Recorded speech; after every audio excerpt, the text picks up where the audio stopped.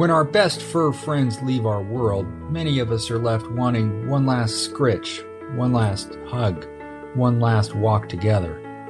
One Last Network is a space for pet guardians to honor their pets in their senior years and to cope with the days leading up to and after their passing. Here's your host, Angela Schneider, founder of One Last Network and Big White Dog Photography in Spokane, Washington.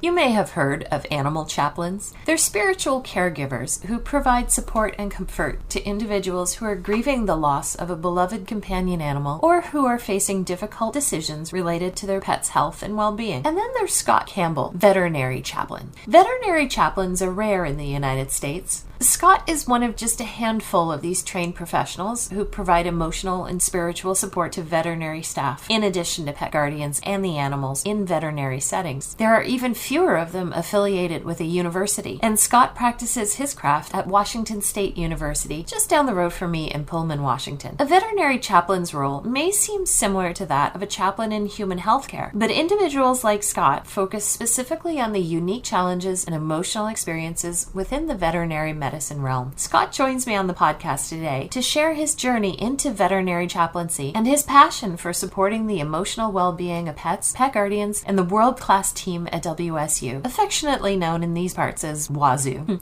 We talk about the challenges faced by the veterinary profession, including its high suicide rates, and how his own experiences are motivating him to establish the American Association for Veterinary Chaplains. Have a listen as Scott shares how he aims to alleviate the emotional burdens of the veterinary community and foster healing for those of us who suffer as our companion animals need care. Good morning, Scott. How are you this fine Friday morning? Good morning, Angela. I'm doing great. Thank you for asking. How are things up in Spokane? Oh, things are great. The sun is out. I'm sure, you're not that far from me, so I'm sure it's bloody brilliant down there too. Yeah, it was actually cloudy on my way in, but it's blue skies and sun now, so I'll take that. Yeah, honestly, we haven't had a really, really good spring in a few years. We are due. Indeed. So I found you, Scott, because you are a pet chaplain at the Washington State University Veterinary Medicine. Give us the Reader's Digest version of how that happened. Yeah. So actually, let me correct you. Actually, I call myself a veterinary chaplain, not a pet chaplain.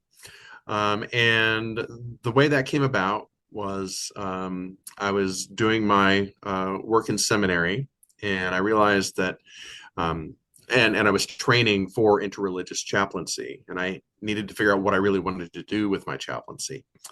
And I found that public chaplaincy was something that really spoke to me, rather than traditional hospital and hospice and things like that. And through the process, I became aware of the challenges that the veterinary profession has been having in terms of their suicide rates and such. The veterinary profession has always been very good to my family. My father-in-law and my wife, both veterinarians. So I've been around the profession for like 45 years and decided that this was an area that surely was robust and I could jump right in and participate in. And when I started to look into it, I found out that it was actually fairly spread out and chaotic. People will call themselves pet chaplains, animal chaplains, veterinary chaplains, or just chaplains. And that doesn't necessarily correlate to any particular population that they serve. I found that out of the mix of all of those, that about 80 to 85% of them focused on client or human companion grief and loss. And that's really low-hanging fruit for a chaplain. Any chaplain could step in and help out with grief and loss. They would just have to shift a little bit for thinking about it being an animal companion. Then about 10 to 15% were focused on spirituality of the animal kingdom, which is an area that I was aware of, but I didn't think that it had that kind of a following. And the the sector that I was most interested in, the help for the professionals, was a very narrow sliver, and about 5% maybe. And those were predominantly served by veterinary social workers. So I decided that needed to change. I also, earlier in life, was a computer guy, and disorganization is a challenge for me. So I've actually founded the American Association for Veterinary Chaplains to sort of bring us all together in one, at least facing in one direction, and serving those three pillar communities: the clients or the human companions, the patients, and the animal health care team. Very cool.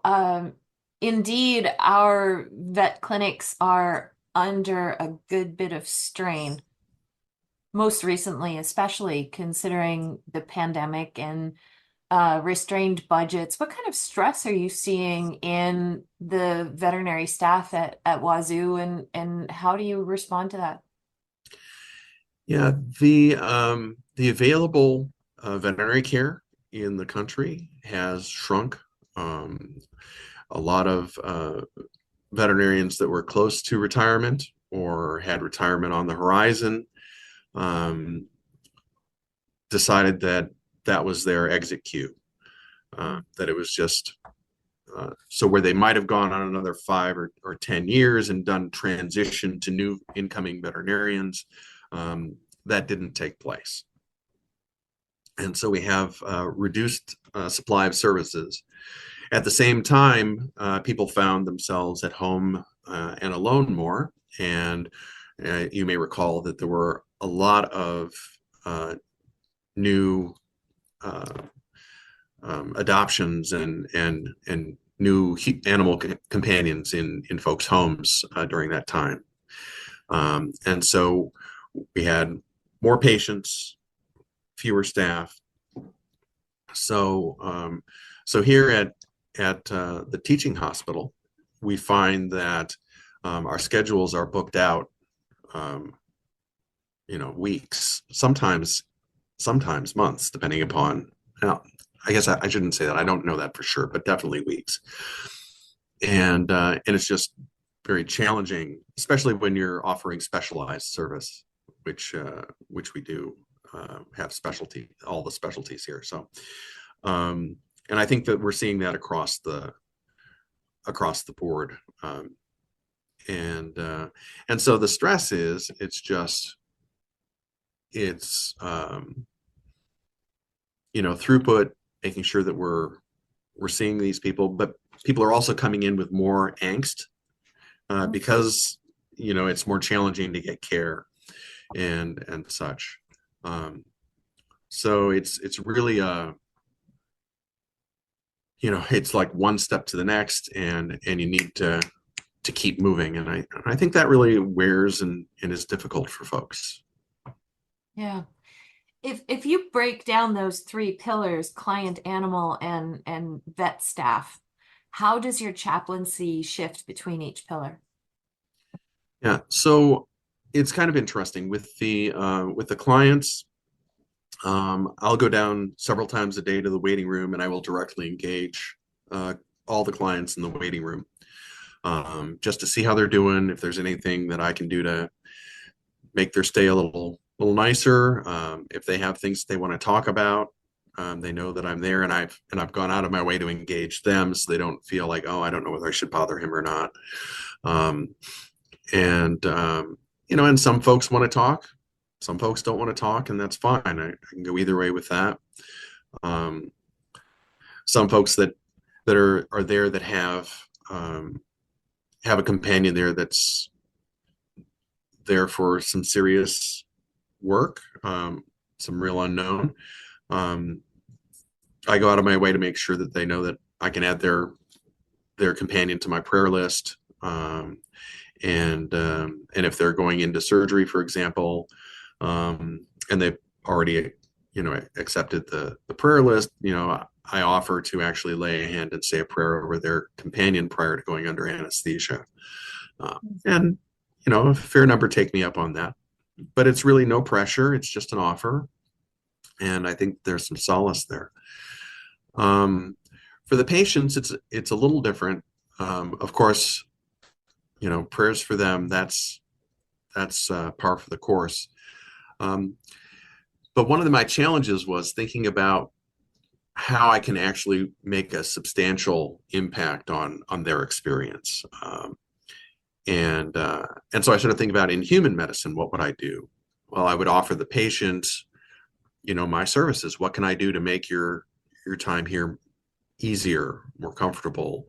And so I started thinking about how many patients come into the hospital nervous or slight reactive to other folks, other patients. And that got me to thinking about, well, what can we do about the waiting room to make at least a part of that waiting room more comfortable for our patients? And so we created a quiet corner, which has a little partition, so it's visually blocked off from the rest of the room. We put a raised table in there for folks to put their carriers for their small companions on there, so that they're out of direct sight line of what might be predators for them. Certainly cats like to have a higher perch and be able to see out over things. It gives them a more sense of safety. And then we've also provided some pheromone sprayed bandanas for cats and dogs, so that as a calming implement. So those are all things that we've put in place to try and make it a better experience for them, because we know that they're really intuitive, right? And our humans really care about their companions. And so if the human senses that their companion has anxiety, they're going to get a little anxiety. Their companion might sense that, and that would amp theirs, and it just can get into a real cycle. So that's how directly approaching the patient is valuable. And then for the healthcare team, I make myself available. I certainly wander through the entire hospital, about every 10 days. I don't want to be a pain, right? But remind them that I'm available. And some folks will reach out. Sometimes on my walks, we'll have conversations. And we're also starting a new program called a Balance Group, which has been popular in human medicine for a long time. And we're trying to transition that into veterinary medicine, which is an opportunity for the professionals to sit down and talk about cases, not about the medicine of the case, but about the emotions and the relationships of cases. So that's how I'm approaching those three pillars differently. Very cool. We talked a bit off camera about how our country is becoming increasingly secular, and we have a greater variety of theologies in our society. How do you respond to those different belief structures? Yeah. So I come from a place where what I believe really doesn't matter. What matters is what's the faith tradition? What are the beliefs of the person with whom I'm talking? And fortunately, in my education in seminary, I got exposed to a fairly broad range of faith traditions, and so it's not super hard for me to be reasonably conversational in a variety of faith traditions. So I might be talking to somebody who's Jewish, and I can talk with them in their framework. I can talk to a Buddhist in their framework. I can talk to a Catholic relatively well in their framework, and of course atheists. And then I do what we call code switching, which is, it's like, we're talking in one particular faith tradition framework, and I can sort of make the translation in my mind is in terms of what that means to me. So if a Catholic wants to talk about the suffering of Jesus and the ramifications of that, I can do the switching in my mind, so that works with my own spirituality, and I can be genuine in that conversation using their language. Sure. What are some of the misconceptions that you've encountered about veterinary chaplaincy? Yeah. So most of them have been nonverbal, but I get sometimes when I approach people, it'll be like, nope, don't need to talk to you, and what I get from that is either they don't feel emotionally safe, or they feel like I've got something to sell. I think that in the past, chaplaincy has been tied up in proselytization, and I'm not here to sell anything. I'm here to relieve suffering, and so it's so that's one particular challenge that I've had. I think another misconception is that people think that I'm just there for the clients. Certainly, that's my most visible and most frequent thing that I do. And yet, at the same time, I am thinking about how can I make this a better experience spiritually and emotionally for our patients? How can I make this environment better spiritually and emotionally for the entire veterinary healthcare team? And so those don't get seen as much, but they are equally as important to me. And certainly the healthcare team is why I got into this in the first place. So of course that's going to have a special place in my heart. One of the themes I've been touching on quite frequently recently is the evolution of how we perceive companion animals' place in our society. When I grew up, the 70s, in somewhat rural Nova Scotia, dogs were quite disposable. We didn't have a fenced yard. We lived right next to the Trans-Canada Highway. You'd hear a thwack, and 2 weeks later, we'd have another dog.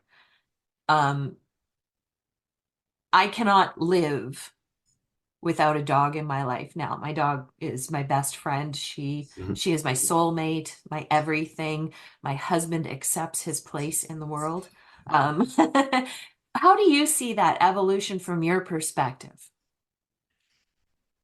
Yeah, things are shifting.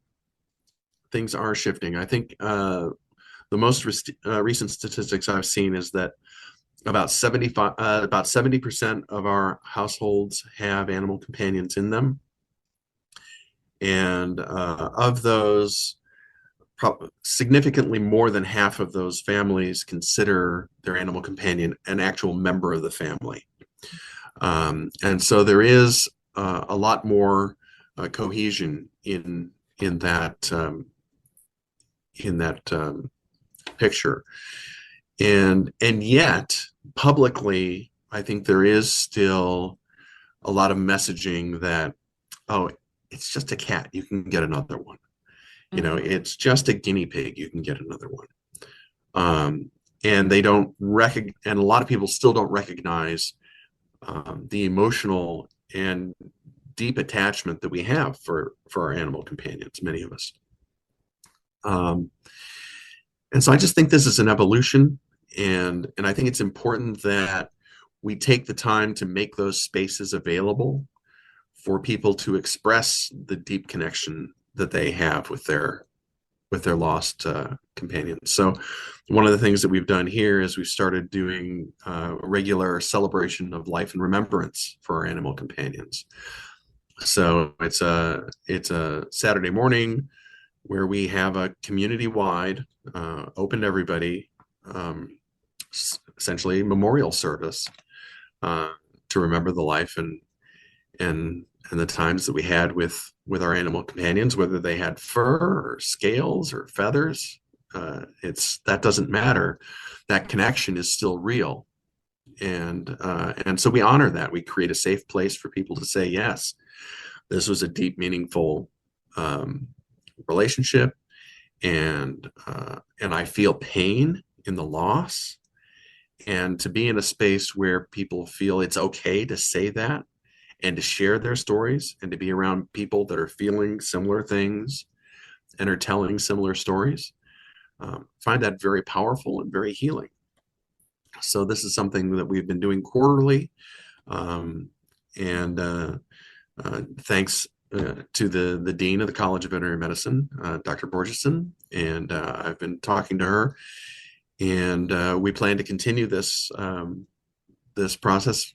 We're still working on frequency in the future, but the next one is actually coming up on the 13th of April down here in Pullman at the Elson S. Floyd Cultural Center. So so things are shifting, and we need to find those places where we're able to share openly our love for our companions, and it is available, and we need to be doing that. Yeah. Are you aware of other schools around the country who have a program similar to yours? I don't know of another veterinary school that has somebody here essentially full time. I do know that Oregon State has a veterinary chaplain that comes in. Last I saw was twice a week for 4 hours at a time. I know that Tufts has a campus chaplain who comes down to the veterinary school one day out of the month. Last I saw, and I think I just saw something recently that I may get this wrong, but I think it might be UPenn has a veterinary chaplain. And I have not been able to, I've not had the time to explore that and such. But I'm at the point where I need to go out and reach out again. So I'll be doing that soon. That must be among one of your goals for this new association that you're getting off the ground. Tell us more about that. Yeah. So the American Association of Veterinary Chaplains, I'm looking at this as being a professional membership organization to support folks in terms of, essentially empowering veterinary chaplains to support the human-animal bond with advocacy, education, and community building. And in that process, it's important to make those connections. So, we'll be reaching out very soon. We're moving into the operational phase now. So we'll be reaching out very soon to all of the players in all of those different communities that I mentioned, pet chaplains, animal chaplains, et cetera, and let them know that we're here, and that our goal is to bring people together to share and to build this as a true profession, like I say, right alongside, hospice chaplaincy, corporate chaplaincy, police chaplaincy, et cetera, and just get it recognized clearly in that manner. Mm-hmm. Will it be an umbrella organization for all animal chaplains or just specifically veterinary? It would certainly be open to all. And I've tried to be fairly clear about my definition of what that looks like as a veterinary chaplain. And if people want to accept that particular label, that's fine. But I think that we would have something certainly to offer to anybody who serves in and serves any one of those three pillar communities. We would have, education and networking and resources for all those folks. Excuse me. How does one go about becoming a veterinary chaplain? Well, that's a great question. So if you wanted to be a chaplain for human medicine, that's actually a pretty substantial road. And that's where I started, right? I mean, I went to seminary, I got my Master of Divinity degree. I did it in interreligious chaplaincy.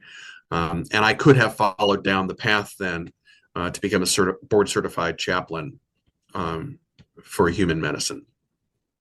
I realized that was not my calling. And so right now there are several venues where you can get some training in animal chaplaincy, pet chaplaincy, etc. And there's no governing body. This is not this is not a licensed avenue or anything like that. So what I'm doing now is I'm starting to look at various organizations who do education and see what kind of education they provide across the 3-pillar communities.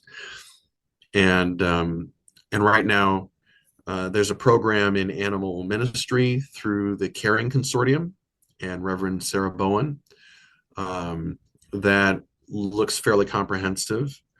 I know that people have looked at the Unitarian Universalist Animal Ministry Program, and I have yet to get into the details of that. But pretty much you want to look for a program that has exposure. From my point of view, you want a program that has exposure across all 3-pillar communities and gives you a good, solid theological grounding. You spend some formation time trying to figure out who you are spiritually. There's a lot of time in seminary spent on that, which was actually hugely valuable for me. Yeah. And so looking for those sorts of things is good. I think down the road, I could see WAV Chap actually doing certification. That you've had certain amount of you've gone and you've gotten education through certain venues. You have a certain amount of time and experience in doing what you're doing. Perhaps you've done a unit of CPE. That's clinical pastoral education. That's one of the stepping stones on the way to board certified chaplaincy in human healthcare.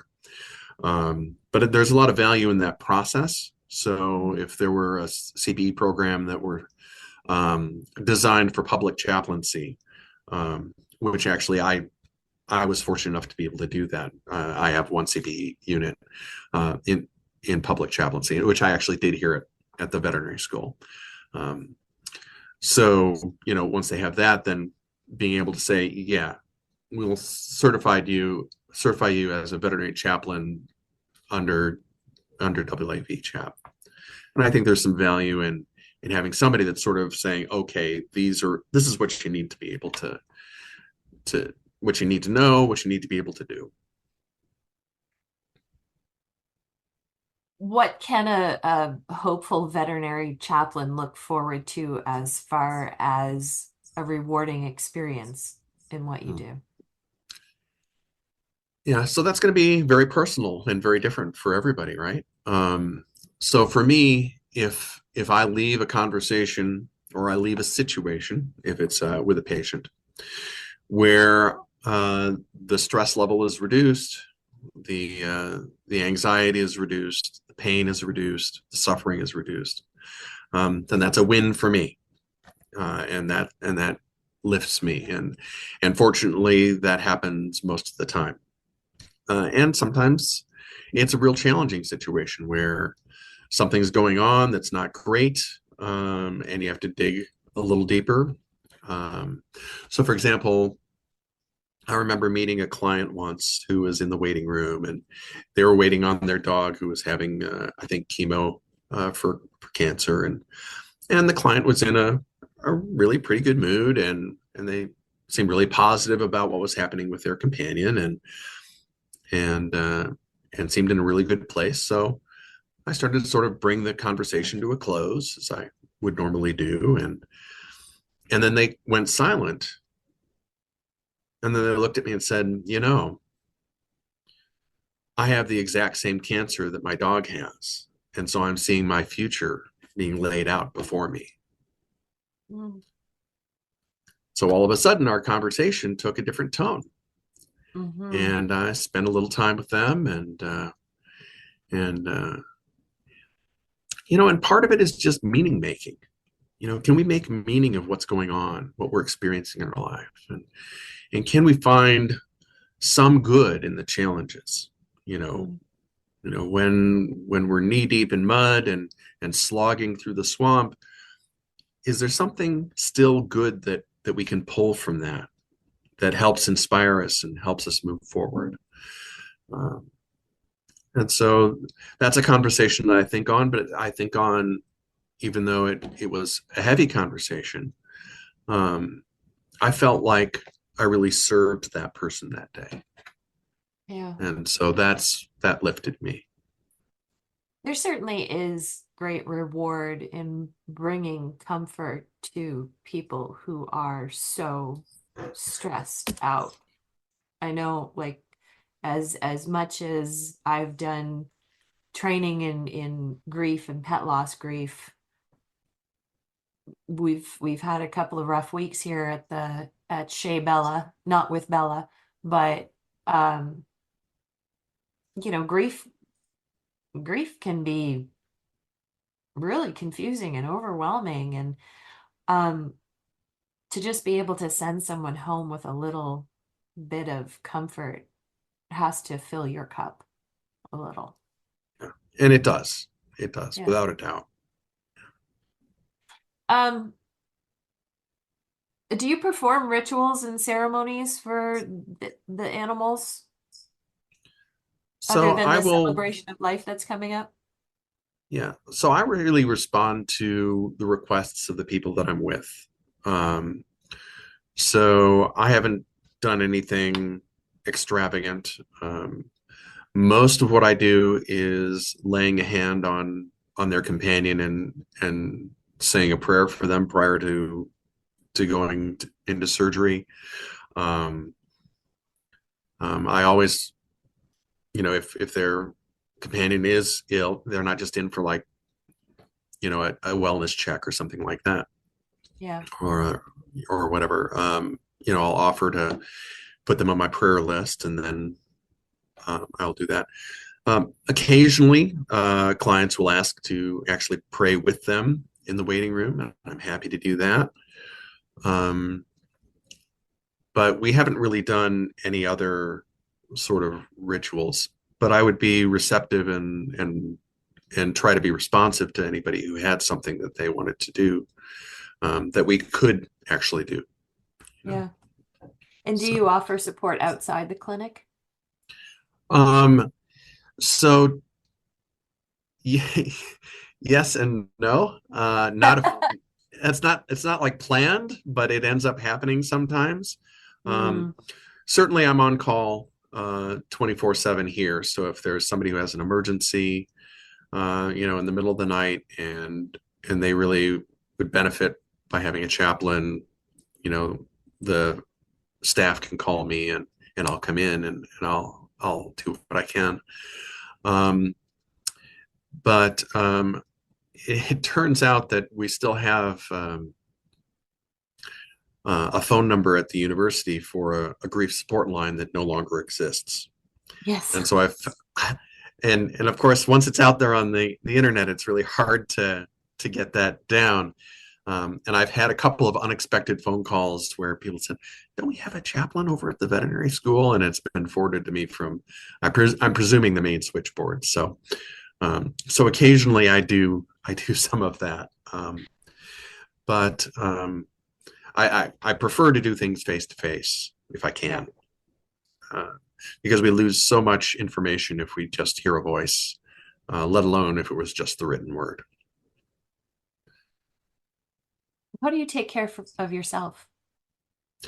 Yeah, so I have my own spiritual practices that I do, and there are times when I will have had a conversation that still has a hold of me, and I'll need to go off, and I'll need to spend 10 or 15 minutes doing some form of meditation or something, to just sort of ground myself and sort of wash away the hold that has on me, spiritually or emotionally.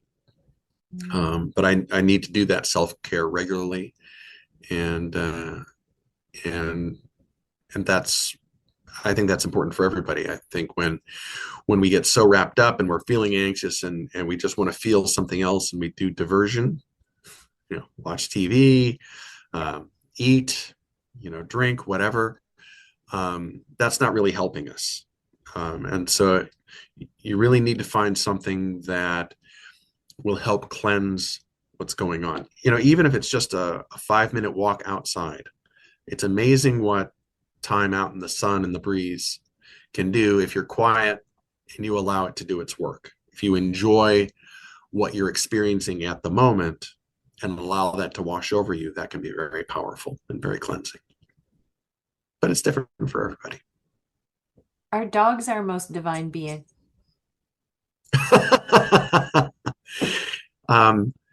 Yes. Yeah, I'm going to have to say no. I think that we're all equally divine. Oh, fair enough. Except cats. They're a little on the evil side, aren't they? You may have that perception, and that's a very personal thing, and I'm okay with that. But that's not my belief. What is one last piece of advice you can give our listeners about comfort, veterinary chaplaincy, anything? I think the most important thing is to honor what you're experiencing. If you're experiencing pain, if you're experiencing grief, if you're experiencing spiritual discomfort, recognize it, honor it, and treat it with love. Because if you don't, then it just becomes one more, knotty, painful little thing that you're trying to squirrel away inside. And that's just not good for anybody. So be good to yourself. Thank you so much for joining us. It was so great to hear your story. Oh, it's an honor. Thank you for inviting me.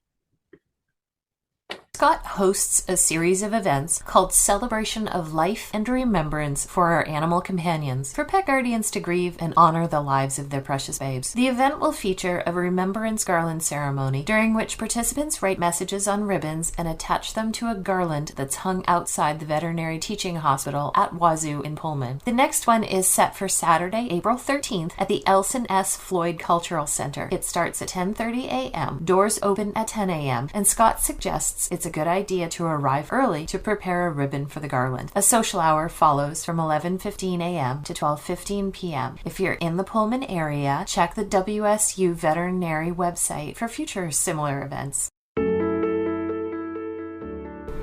I'm Angela Schneider, owner of Big White Dog Photography in Spokane, Washington, and your host at One Last Network, signing off to go get some Bella snuggles. Listen to One Last Network on whichever podcast platform you prefer. We're on Spotify, Apple, and Amazon. Don't forget to hit follow or subscribe so you don't miss an episode. And if you have a friend who might be interested in our content, make sure you share us with them. Thanks for listening.